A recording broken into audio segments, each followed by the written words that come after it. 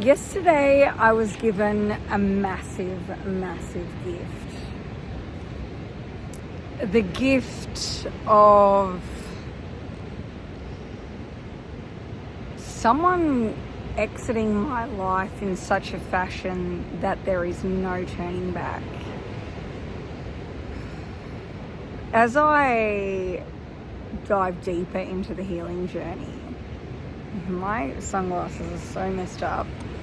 As I dive deeper into the healing journey and I become more conscious and expanded and fit into that new version of myself, little toxic droplets of my past have crept in and contaminated the whole bottle of water.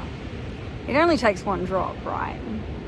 And it's interesting because from the outset, or from the outside and with retrospect, I can see that this is a different dish with the same dish with a different flavour, and one that made me sick before.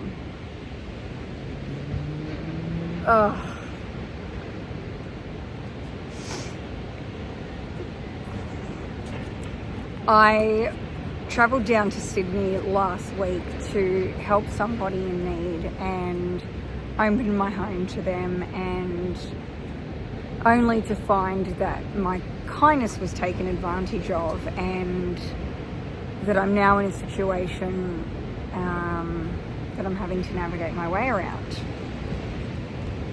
In retrospect, and this is only after a day after this, not even a day, not even 24 hours, I see that that person's vibration and where they're oscillating on is not a match for the new me and where I'm currently at in life. And whilst it hurt last night monumentally, I see it was the biggest gift. I'm deep in reflection today, wondering what other bits and bobs there are to clean up vibrationally, to, what's still in my vibration that had me attract that, or what qualities am I not honouring. So today's a day of self-inquisition. When this happened last night, I felt the heat in my body come right up through me, through the feet, and in the past that would be the activation point for me engaging in toxic self-soothing behaviours, and I caught that. My body was in full abandonment, in full fear, scared.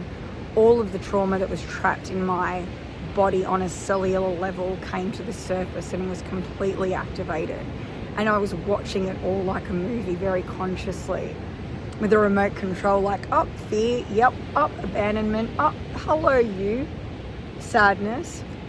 And I could watch it and see it and feel it all playing out like a movie. And I was dissecting it as it was coming up with my best friend, and I wanted to feel sad and honor my sadness, and I did that. But then I was like, I'm going to be in a place of gratitude that it only took 4 days for this person to show me who they still are, and 4 days for me to realize that I'm operating on a different level, that when you're operating on a different capacity, you have to make different choices, you have to make different sacrifices. And so it turns out now that I just jumped back into action, and I'm still processing all those feelings and emotions today, because I certainly don't want to put them down like the plunger coffee and have it sediment at the bottom of the jar. I really want to release some things. I might go do a breathwork class today. Yeah, so I feel pretty good that I've been able to come to this point so quickly in the whole process, because I know in the past that would not have happened so quickly. I may or may not been on some sort of torturous bender where I was just keeping shit company or filling up my body with toxins, drinking poison, hoping they died. That doesn't work. So today I'm taking an hour and a half. I'm just walking in nature, sunning myself, being really grateful and diving deep into my best life, sharing my gifts with the world, because I feel I've been hiding for too long. I've been marinating and questioning my own intuition, and those days are gone.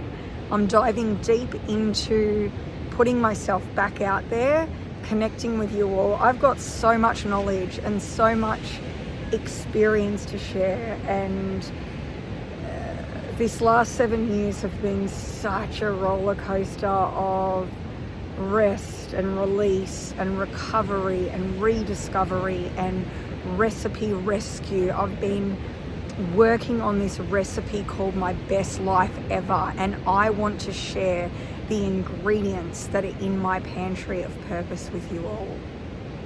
Buckle up. Buckle up. And if you can't stand the heat, stay in the kitchen, because I promise you, a little steam never hurt anyone.